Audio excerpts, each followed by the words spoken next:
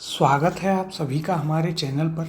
पिछली वीडियो में हमने अपना काल अध्याय प्रारंभ किया था, जिसमें हमने चर्चा करी थी कि काल क्या होता है।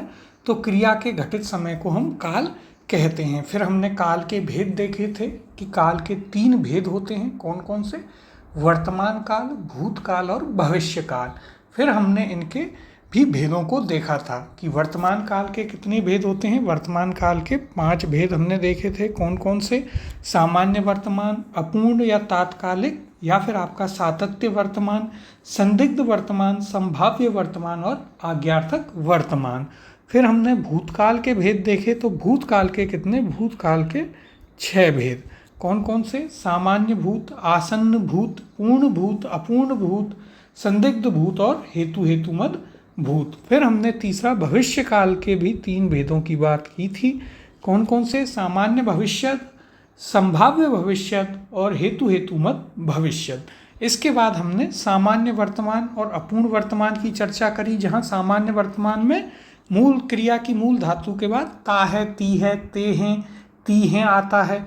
और अपूर्ण वर्तमान में क्रिया की मूल धातु के बाद रहा है, रही है, रहे हैं, रही हैं, रहा हूँ आदि आते हैं। फिर हमने चर्चा को आगे बढ़ा करके बात की थी आपके सामान्य भूत, आसन्न भूत, पूर्ण भूत और अपूर्ण भूत पर, जिसमें सामान्य भूत में क्या था? क्रिया के अंत में आ, ई, ए, ई आता है।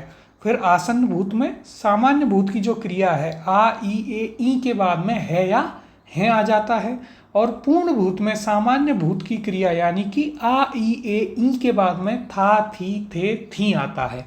और अपूर्ण या तात्कालिक भूत में क्रिया की मूल धातु के बाद में रहा था, रही थी, रहे थे, रही थी, रहे थे, रहा था। इस प्रकार से आपके शब्द आते हैं। तो यहाँ तक हमने पूरी चर्चा कर ली थी। आज हम उस चर्चा को आगे बढ़ाते हुए यहाँ पर बात करेंगे आपके भविष्य काल का जो पहला भेद है, यानी कि आपका 31, जिसमें 3 नंबर भविष्य दिखाता है और 1 उसका पहला भेद। कौन सा है? तो वह है आपके सामने सामान्य भविष्यत। तो देखिए इसकी पहचान क्या है। पहचान का नियम की यदि हम बात करें तो क्रिया की मूल धातु जो है उसके साथ में यदि एगा, एगी, एंगे, एंगी और ऊंगा यदि ये आते हैं तो वह आपका क्या होगा? वह आपका होता है सामान्य भविष्यत। जैसे कि उदाहरण से हम समझते हैं। पहला उदाहरण दिया गया है, राम आम खाएगा। तो देखिए यहाँ पर आपका एगा शब्द आ रहा है। क्रिया की जो मूल धातु है उसके बाद में क्या आ रहा है? एगा। तो यह आपका सामान्य भविष्यत काल है। फिर अगला उदाहरण है, सीता गाना गाएगी। तो यहाँ पर देखिए एगी आ रहा है, जो कि सामान्य भविष्यत की पहचान है। अगला उदाहरण है, पिताजी बाजार जाएंगे। तो देखिए यहाँ पर आपका एंगे आ रहा है। फिर अगला उदाहरण देखते हैं, माताजी मंदिर जाएंगी। तो देखिए यहाँ पर एंगी आ रहा है, जो कि आपका क्रिया की मूल धातु के बाद यदि एंगी आ रहा है तो वह सामान्य भविष्यत की पहचान होती है। अगला उदाहरण है, मैं काल पढ़ाऊंगा। तो देखिए यहाँ पर ऊंगा आ रहा है, इसलिए सामान्य भविष्यत होगा। फिर अगला उदाहरण है, फूल खिलेगा। तो यहाँ पर क्या है? एगा। यहाँ पर आपको एगा देखने को मिल रहा है। अगला उदाहरण है, हवा चलेगी। इसमें आपको क्रिया की मूल धातु के साथ में एगी देखने को मिल रहा है, इसलिए यह आपका सामान्य भविष्यत का उदाहरण है। अगला उदाहरण है, बादल गरजेंगे। तो देखिए यहाँ पर एंगे आ रहा है, तो यह आपका सामान्य भविष्यत का उदाहरण हुआ। फिर हमारे पास उदाहरण है, बिजलियाँ कड़केंगी। तो यहाँ पर भी आपको एंगी देखने को मिल रहा है क्रिया की मूल धातु के बाद, तो वह आपका क्या होगा? तो वह आपका होगा सामान्य भविष्यत। और अंतिम उदाहरण है हमारे पास, राम रावण को मारेगा। तो यहाँ पर एगा आ रहा है। तो यह हमने किसकी चर्चा की है? हमने यहाँ पर बात की आपके सामान्य भविष्यत की, जिसमें उसकी पहचान क्या है? तो देखिए पहचान सभी काल में पहचान जो है वह हमारे लिए महत्वपूर्ण है। तो इसकी पहचान क्या है कि क्रिया की मूल धातु के साथ में यदि एगा, एगी, एंगे, एंगी या ऊंगा ये यदि शब्द आते हैं तो वह क्या होगा, वह आपका सामान्य भविष्यद होगा। तो देखिए यहाँ पर हमें कौन कौन से शब्द याद रखने हैं। क्रिया की मूल धातु के बाद, क्रिया की मूल धातु के बाद यदि आपको एगा,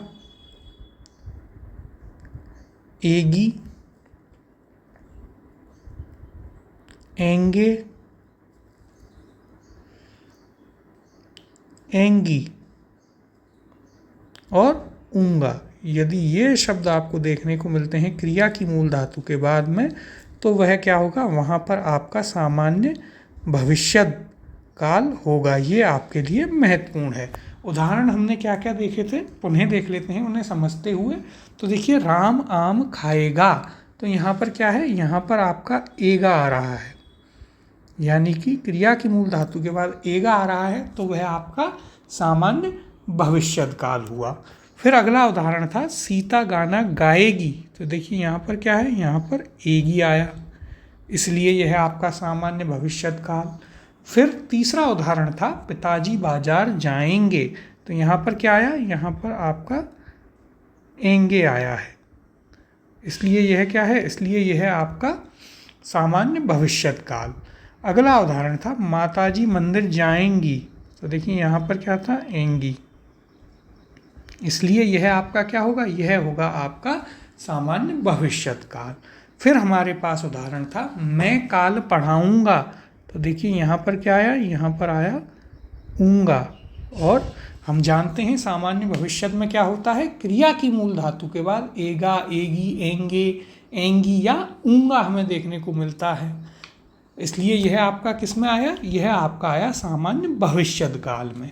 फिर हमारे पास अगला उदाहरण था फूल खिलेगा, तो यहाँ पर क्या आया, यहाँ पर एगा। इसी प्रकार से अगला उदाहरण था हवा चलेगी, तो यह आपका एगी, ये भी आपका क्या दिखाता है, सामान्य भविष्यत।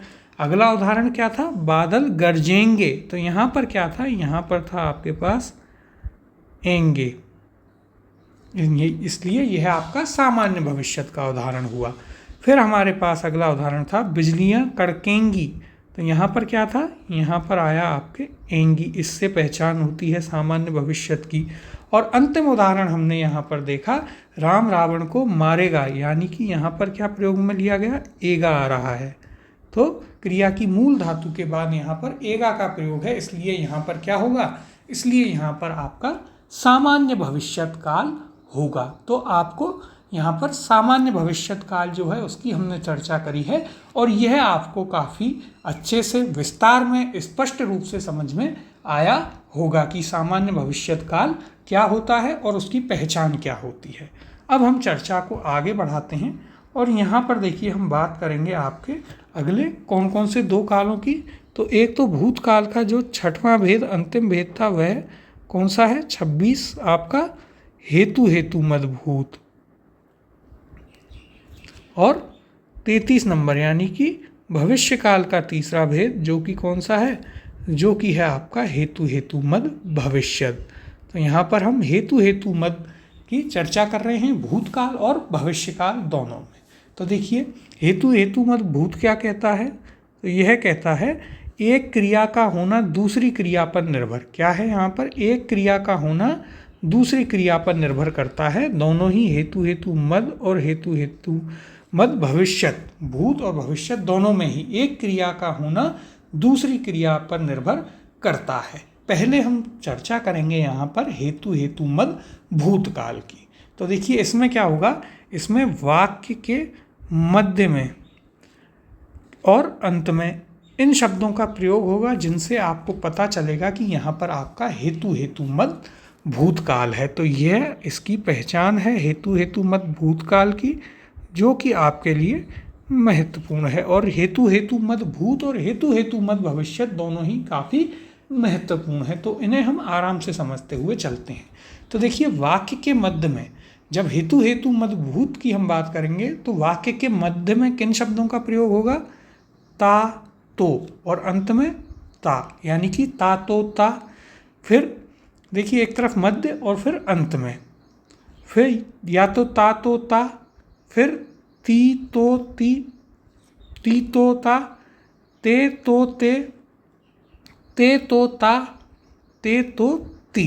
तो यहाँ पर हमने क्या बात की कि हेतु हेतु मद भूत में क्या होता है कि वाक्य के मध्य में और अंत में कुछ शब्दों का प्रयोग होता है जिनसे हम पता करते हैं कि यहाँ पर हेतु हेतु मद भूत है, जिससे इसकी पहचान होती है। तो देखिए, यदि वाक्य के मध्य में ता तो का प्रयोग हो और अंत में ता का प्रयोग हो, फिर मध्य में यदि ती तो का प्रयोग और अंत में ता का प्रयोग, मध्य में ते तो का प्रयोग और अंत में ते का प्रयोग, मध्य में ते तो का प्रयोग अंत में ता का प्रयोग, मध्य में ते तो का प्रयोग और अंत में ती का प्रयोग। उदाहरण से समझते हैं कि कैसे।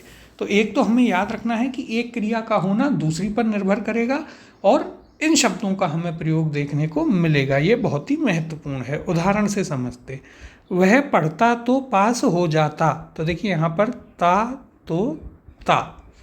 वह पढ़ती तो पास हो जाती, ती तो ती। फिर हमारे पास अगला उदाहरण है, तुम समय पर आते तो बारात में चले जाते। तो देखिए ते तो ते। फिर हमारे पास अगला उदाहरण है, गुरुजी आते तो अध्यापन होता। यहाँ पर ते तो ता। अगला उदाहरण है हमारे पास, समय पर घर से निकलते तो गाड़ी मिल जाती। तो देखिए वाक्य के मध्य में ते तो और अंत में ती का प्रयोग है। तो यहाँ पर हमने किसकी बात की है? यहाँ पर हमने बात की है हेतु हेतु मद भूतकाल की। तो ये आपके लिए बहुत ही महत्वपूर्ण है, आपको इसे समझना है बहुत ही आराम से। इसकी हमने चर्चा भी करी है, अभी पुनः एक और बार इसे हम देखेंगे काफ़ी विस्तार में। तो देखिए यहाँ पर हम बात कर रहे हैं आपके हेतु हेतु मद भूतकाल की। सबसे पहले हेतु हेतु मद भूत में क्या होता है कि एक क्रिया का होना दूसरी क्रिया पर निर्भर करता है। हेतु हेतु मद भूत और हेतु हेतु मद भविष्यत दोनों में ही क्या होता है, एक क्रिया का होना दूसरी क्रिया पर निर्भर होता है। तो सबसे पहले तो हमें ये चीज़ याद रखनी है कि इसकी एक पहचान तो ये है, बेसिक जो इसकी पहचान है वो क्या है कि एक क्रिया का होना दूसरी क्रिया पर निर्भर होता है। यहाँ से हमें पता चलेगा कि यहाँ पर हेतु हेतु मद है।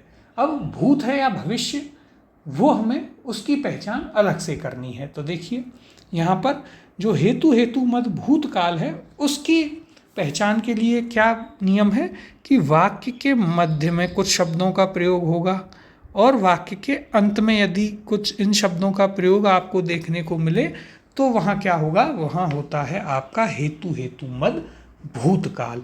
जैसे कि मध्य में यदि ता तो का प्रयोग और अंत में ता का प्रयोग, फिर वाक्य के मध्य में ती तो का प्रयोग और अंत में ती का प्रयोग, फिर वाक्य के मध्य में ते तो का प्रयोग और अंत में ते का प्रयोग, वाक्य के मध्य में ते तो का प्रयोग और अंत में ता का प्रयोग, वाक्य के मध्य में ते तो का प्रयोग और अंत में ती का प्रयोग। तो देखिए अब आपको इसे क्रमशः याद रखना है और इसे जब आप 3-4 बार बोलेंगे लगातार तेजी से तो यह आपको अच्छे से याद हो भी जाएगा। हमें इस क्रम को याद रखना है। क्या है क्रम? तो देखिए क्रम है आपका ता तो ता, ती तो ती, ते तो ते, ते तो ता, ते तो ती। तो देखिए यह जो क्रम है यह आपको जरूर याद रखना है। यह क्रम बहुत ही महत्वपूर्ण है याद रखने के लिए हेतु हेतु मद के लिए। कौन कौन से? वाक्य के मध्य और अंत में किन किन का प्रयोग? ता तो ता, ती तो ती, ते तो ते तो ता और ते तो ती। इनका प्रयोग यदि आपको वाक्य में देखने को मिले तो वहाँ पर आपका हेतु हेतु मद भूतकाल होता है, जिसकी हमने चर्चा करी। उदाहरण भी हमने इसके देखे।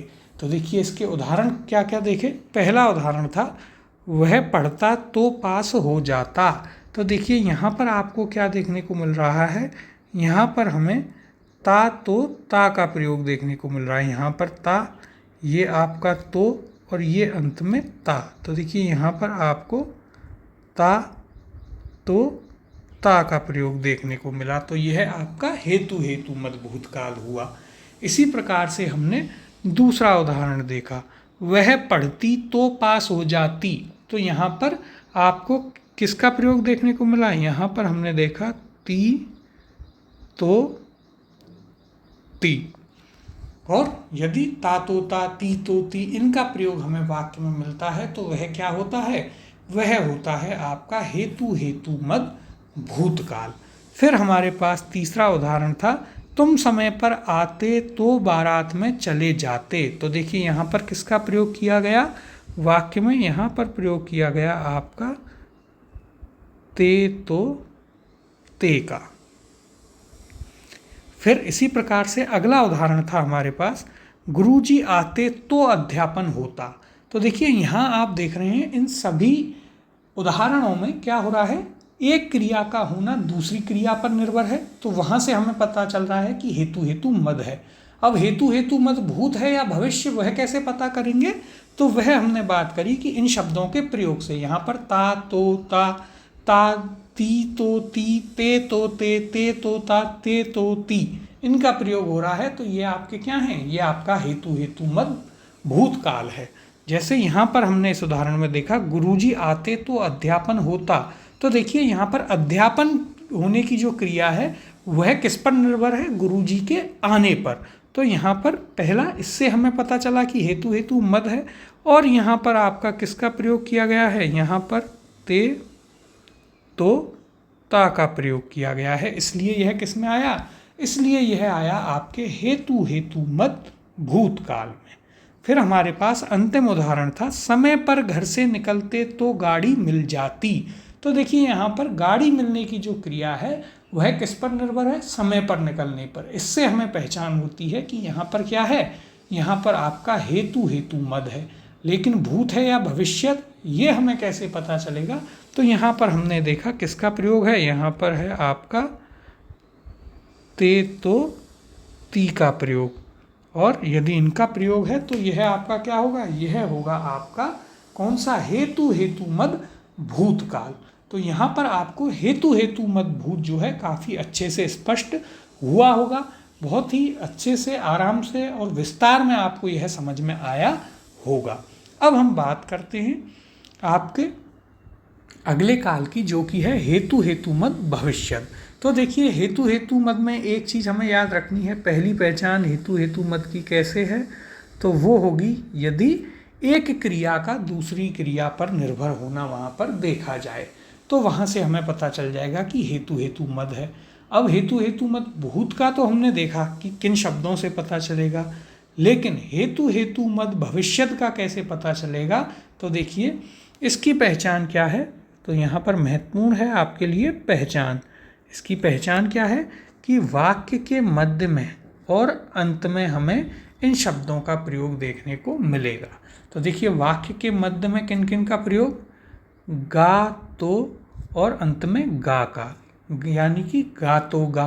फिर गी तो गी, यानी कि वाक्य के मध्य में गी और तो का, और वाक्य के अंत में गी का। फिर अगला है गे तो गे। तो देखिए यहाँ पर क्या है? वाक्य के मध्य में गे और तो का प्रयोग है और अंत में है गे का प्रयोग। फिर हमारे पास अगला है गे तो गा, यानी कि वाक्य के मध्य में गे और तो का प्रयोग है एवं अंत में किसका प्रयोग? अंत में गा का प्रयोग किया गया है। इसी प्रकार से हमारे पास अगला है इसमें गे तो गी, यानी कि वाक्य के मध्य में गे और तो का प्रयोग है और वाक्य के अंत में किसका प्रयोग किया गया है? वाक्य के अंत में किया गया है गी का प्रयोग। तो हमें सबसे पहले ये चीज़ यहाँ पर याद रखनी है, किसमें? आपके हेतु हेतु मद भूत में हमने देखे, वहाँ पर ता तो ता, ती तो ती, ते तो ता, ते तो ती और ते तो ते थे। यहाँ पर आपके गा तो गा, गी तो गी, गे तो गे तो गा, गे तो गी हैं। तो ये हमें यहाँ पर याद रखना है, बहुत ही महत्वपूर्ण है आपके लिए। फिर देखिए उदाहरणों में इसे हम देखते हैं और फिर एक और बार पुनः विस्तार में इन सभी को हम समझेंगे। तो देखिए यहाँ पर पहला उदाहरण क्या दिया गया है, वह पढ़ेगा तो पास हो जाएगा। तो पहली चीज़ यहाँ पर एक क्रिया दूसरे पर निर्भर हो रही है। पास होने की क्रिया किस पर निर्भर है, पढ़ने पर। यदि पढ़ेगा तो पास हो जाएगा।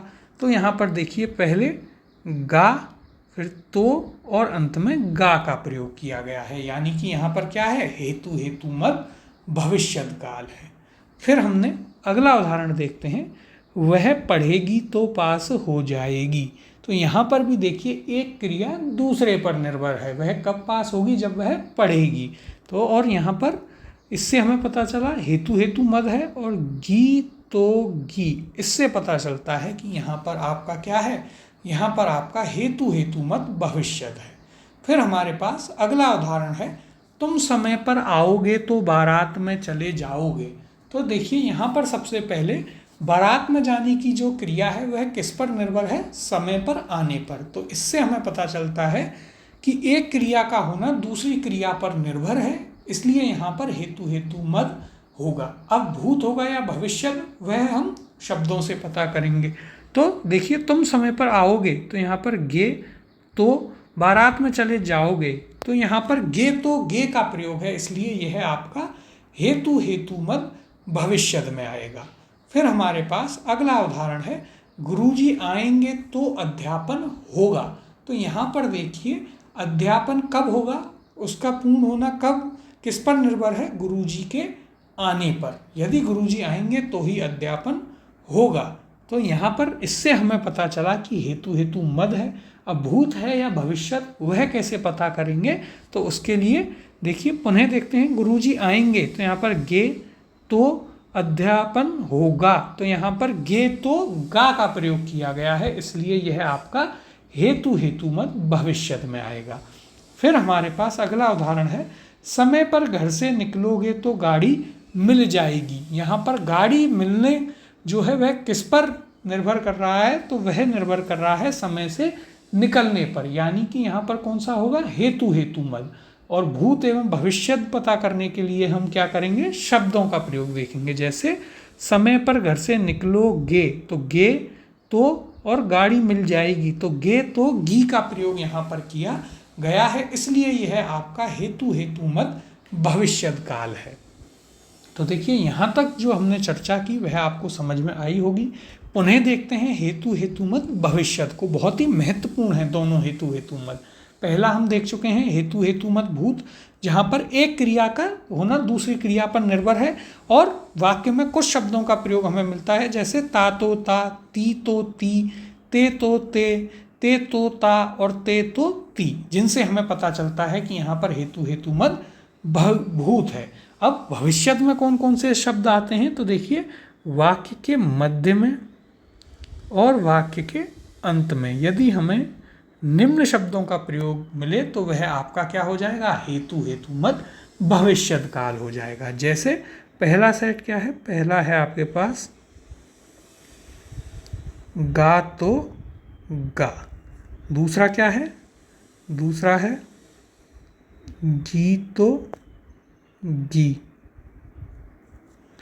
फिर है आपके पास तीसरा गे तो गे, चौथा है इसमें गे तो गा, और आपके पास अंतिम कौन सा आता है, अंतिम आता है आपके पास गे तो गी।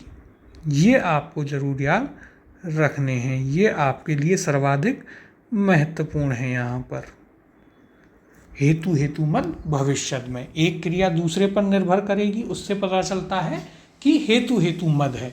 अब भूत है या भविष्यत, उसके लिए भविष्यत में कौन कौन से शब्द हैं, गा तो गा, गी तो गी, गे तो गे तो गा और गे तो गी, जिन्हें हमने उदाहरण से भी समझा। उदाहरणों को पुनः देखते हैं और अच्छे से समझते हैं। तो देखिए यहाँ पर इनको बहुत ही आराम से समझाया जा रहा है, इसीलिए क्योंकि ये बहुत ही महत्वपूर्ण है और इनमें कन्फ्यूजन भी थोड़ा ज़्यादा हो जाता है, इसलिए इन्हें ही आज जो है काफ़ी अच्छे से हम समझ रहे हैं, जिससे इनमें कोई भी कन्फ्यूजन आपको ना रहे। फिर यहाँ पर हमने उदाहरण देखे थे, जैसे पहला उदाहरण था वह पढ़ेगा तो पास हो जाएगा। इसमें यदि आप देखेंगे तो उसका पास होना निर्भर कर रहा है पढ़ने पर, जिससे हमें पहचान होती है कि यह कौन सा है, यह है आपका हेतु हेतु मद। लेकिन भूत है या भविष्यत, वह कैसे पता किया? तो हमने वाक्य में प्रयुक्त शब्द देखे। तो यहाँ पर वह पढ़ेगा तो पास हो जाएगा, तो यहाँ पर कौन से शब्द प्रयोग में लिए गए हैं? गा तो गा। तो यह आपका क्या हो गया? यह आपका हो गया कौन सा? हेतु हेतु मद भविष्यत काल। इसी प्रकार से दूसरा उदाहरण हमने देखा, वह पढ़ेगी तो पास हो जाएगी। तो यहाँ पर उसका पास होना निर्भर कर रहा है पढ़ने पर, तो इसका मतलब हेतु हेतु मद है। और यहाँ पर वह पढ़ेगी तो पास हो जाएगी, किनका प्रयोग देखने को मिल रहा है? यहाँ पर गी तो गी का प्रयोग देखने को मिल रहा है। तो यहाँ पर यदि गी तो गी का प्रयोग है तो यह क्या होगा? यह आपका होगा हेतु हेतु मद भविष्यत। यदि ती तो ती का होता तो हेतु हेतु मद भूत में चली जाती। फिर हमारे पास तीसरा उदाहरण था, तुम समय पर आओगे तो बारात में चले जाओगे। तो देखिए यहाँ पर बारात में जाना किस पर निर्भर करता है? समय पर आने पर। इसका मतलब यहाँ पर हेतु हेतु मद है। और शब्दों का प्रयोग यदि हम देखें तो क्या है? तुम समय पर आओगे, तो यहाँ पर गे, तो बारात में चले जाओगे, तो यहाँ पर गे तो गे का प्रयोग है, जो कि आपका दर्शाता है क्या? हेतु हेतु मद भविष्यत काल।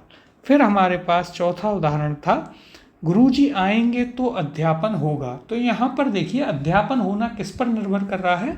गुरुजी के आने पर, यानी कि एक क्रिया का पूर्ण होना दूसरी क्रिया पर निर्भर कर रहा है।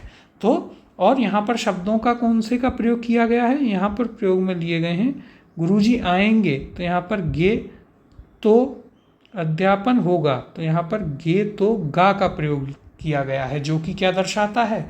जो कि दर्शाता है आपका हेतु हेतु मद भविष्यत काल। और हमारे पास अंतिम उदाहरण था, समय पर घर से निकलोगे तो गाड़ी मिल जाएगी। यहाँ पर यदि हम बात करें तो गाड़ी के मिलने की जो क्रिया है वह निर्भर कर रही है आपके घर से समय पर निकलने पर, इसलिए यहाँ पर होगा हेतु हेतु मद। और शब्दों का प्रयोग यदि हम देखें तो देखिए सब समय पर घर से निकलोगे तो यानी कि यहाँ पर गे तो गाड़ी मिल जाएगी, तो यहाँ पर गे तो गी का प्रयोग किया गया है। और यह क्या दर्शाता है? यह दर्शाता है आपका हेतु हेतु मद भविष्यत। तो देखिए यहाँ पर हमने बहुत ही महत्वपूर्ण चर्चा की है। तो आपको हेतु हेतु मद के दोनों स्पष्ट रूप से समझ में आए होंगे, हेतु हेतु मद भूतकाल एवं हेतु हेतु मद भविष्यत काल। पहचान क्या है दोनों की? कि एक क्रिया का होना दूसरी क्रिया पर निर्भर रहेगा। फिर वाक्य में प्रयुक्त शब्दों के आधार पर आप हेतु हेतु मद भूत और हेतु हेतु मद भविष्यत का वहाँ पर पता करेंगे। हेतु हेतु मद भूत में किनका प्रयोग है? ता तो ता, ती तो ते, ती तो ती, ते तो ते तो ता, ते तो ती का। और इसी प्रकार से हेतु हेतु मद भविष्यत में किसका प्रयोग मिलता है? गा तो गा, गी तो गी, गे तो गे तो गा और गे तो गी। इनका हमें प्रयोग देखने को मिलता है। तो ये बहुत ही महत्वपूर्ण है, आपको अच्छे से समझ में आया होगा। अब यहाँ पर हम एक छोटा सा बिंदु और है जिस पर हम चर्चा करेंगे, और वह कौन सा है? वह है आपका एक बहुत ही महत्वपूर्ण नोट।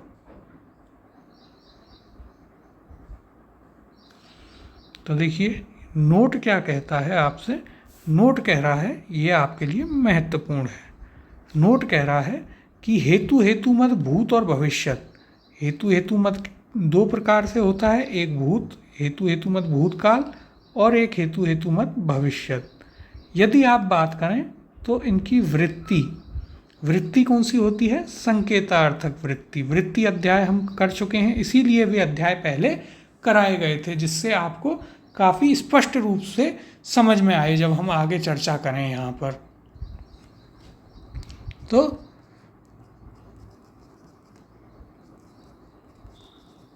यहाँ पर हमने क्या चर्चा की है? एक महत्वपूर्ण नोट की कि हेतु हेतु मद भूतकाल हो या आपका हेतु हेतु मद भविष्यत काल हो, ये क्या होंगे? इनकी वृत्ति क्या होती है? तो इनकी वृत्ति होती है संकेतार्थक वृत्ति। ये संकेत दिखाती है कि यदि ऐसा होता तो ऐसा हो जाता, ये क्या है, ये संकेत दिखा रहा है। फिर हमने क्या देखा, फिर हमने देखा यहाँ पर इसके बाद दूसरा पॉइंट क्या कह रहा है, इसमें कह रहा है अर्थ के आधार पर वाक्य का प्रकार। तो अर्थ के आधार पर कौन से वाक्य का प्रकार यहाँ पर मिलेगा, तो यहाँ पर आपको मिलता है, देखिए कौन सा, संकेतार्थक वाक्य, यानी कि वृत्ति और वाक्य दोनों ही कौन से होंगे, हेतु हेतुमत भूत और भविष्यत के संकेतार्थक। संकेतार्थक ही वृत्ति होगी और संकेतार्थक ही वाक्य होगा। कैसे, क्योंकि यहाँ वाक्य में भी जो है संकेत कर रहा है कि यदि ऐसा हो जाता, ऐसा करते तो ये काम हो जाता है, एक संकेत दिया जा रहा है। यहाँ पर क्या है, संकेत किया जा रहा है उस चीज़ के तरफ, जिसमें हम जो आपके वाक्य भेद हैं, अर्थ के आधार पर 8 वाक्य भेद हैं, उन्हें हम इसके काल अध्याय के बाद में देख लेंगे, जो कि काफ़ी छोटा सा आपका एक अध्याय है। तो देखिए आज हम यहीं तक चर्चा करेंगे, क्योंकि ये आपके लिए बहुत ही महत्वपूर्ण है, हेतु हेतुमत। तो आज हमने क्या क्या बात की है, आज हमने बात की सबसे पहले आपके यहाँ पर सामान्य भविष्यत की। सामान्य भविष्यत जिसमें हमने बात करी कि पहचान क्या है, क्रिया की मूल धातु के बाद में आपको एगा, एगी, एंगे, एंगी और ऊंगा, क्या क्या, एगा, एगी, एंगे, एंगी और ऊंगा आपको देखने को मिलता है, जिसके हमने उदाहरण भी देखे थे, जैसे राम आम खाएगा, सीता गाना गाएगी, पिताजी बाजार जाएंगे, माताजी मंदिर जाएंगी, मैं काल पढ़ाऊँगा, फूल खिलेगा, हवा चलेगी, बादल गरजेंगे, बिजलियाँ कड़केंगी, राम रावण को मारेगा। इन सभी में एगा, एगी, एंगे, एंगी और ऊंगा का प्रयोग किया गया था, इसलिए ये सभी आपके सामान्य भविष्य में आते हैं। फिर हमने बात करी आपके 2 और महत्वपूर्ण भेदों पर, कौन कौन से हैं, हेतु हेतुमत और हेतु हेतुमत भविष्य, बहुत ही महत्वपूर्ण है इनको समझना। तो इसीलिए हमने आज बहुत कम चर्चा की है और विशेष बल दिया आपके हेतु हेतुमत पर, जिससे यह आपको एकदम अच्छे से स्पष्ट हो, कोई भी इसमें कन्फ्यूजन ना बचे। तो यहाँ पर आपको यह समझ में भी आया होगा बहुत अच्छे से कि क्या बात की गई है, क्या यहाँ पर पूरी चर्चा की गई थी, जिसमें क्या था, हेतु हेतुमत की पहचान है कि एक क्रिया का होना दूसरी क्रिया पर निर्भर करता है, और भूत में क्या है, ता तो ता, ती तो ती, ते तो ते तो ता और ते तो ती का प्रयोग देखने को मिलता है। वहीं हेतु हेतुमत भविष्य में क्या था, वाक्य में आपको गा तो गा, गी तो गी, गे तो गे तो गा, गे तो गी का प्रयोग देखने को हमें मिलता है। तो ये हमारी आज की चर्चा थी काल अध्याय की। अब इससे आगे की चर्चा हम अगली क्लास में करेंगे, जिसमें हम कुछ और चीज़ें बची हैं, जैसे आज्ञार्थक वर्तमान, फिर संदिग्ध वर्तमान और संदिग्ध भूतकाल, और फिर संभाव्य वर्तमान और संभाव्य भविष्य बचे हैं। इसके बाद आपका यह काल अध्याय भी पूरा हो जाएगा।